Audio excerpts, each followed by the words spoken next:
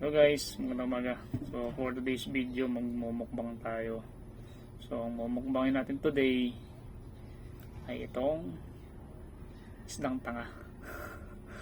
So yan, anong isdang tanga yan, oh. Yan, oh. Oh, yan. Isdang tanga yan.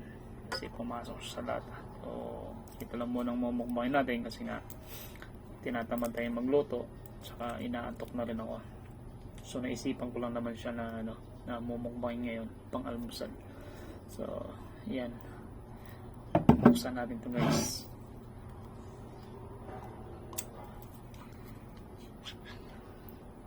Oh. So masarap to, no?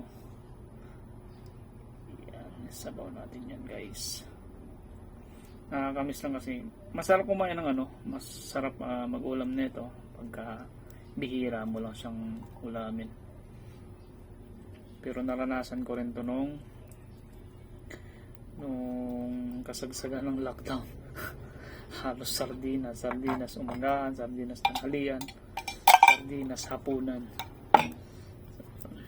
Isa lang muna ilagay natin kasi nga tambak-tambak na yun, oh. Guys, tara, kain tayo. Sabayin nyo ko.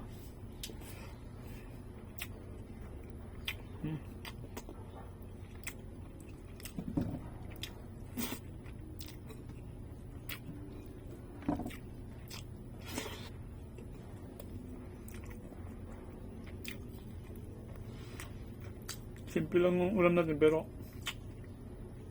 the best na para sa akin to.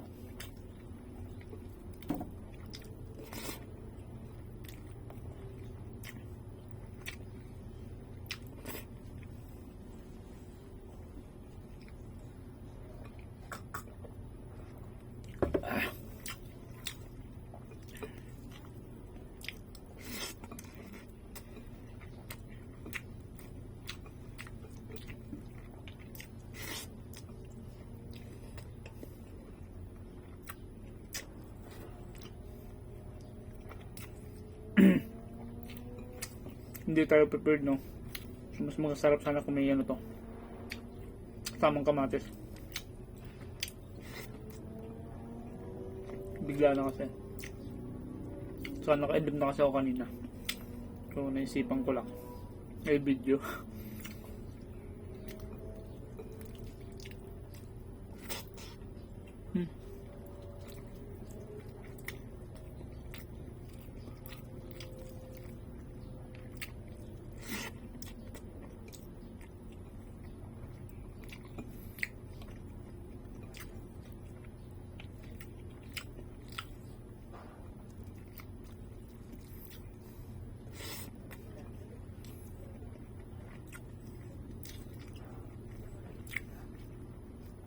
So comment below na lang kung sino nakaranas nung lockdown na ilang linggong straight na sardinas ang ulam. Sa amin yun. Kasi hindi makalabas, hindi ka makabili.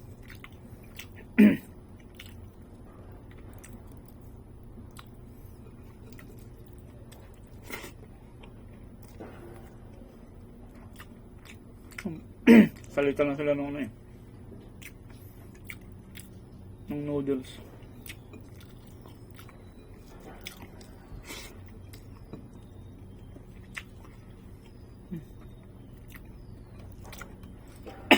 Excuse.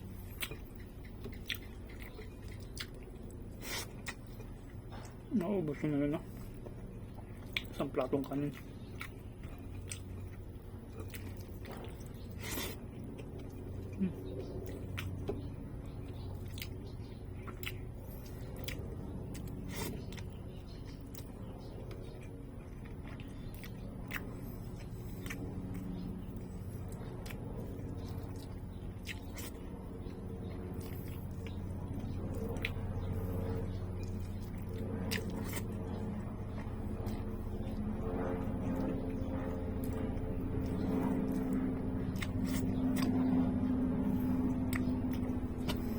Sulit.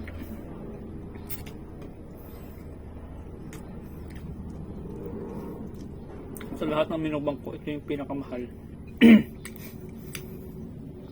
pinakamahal at pinakamahirap lutuin.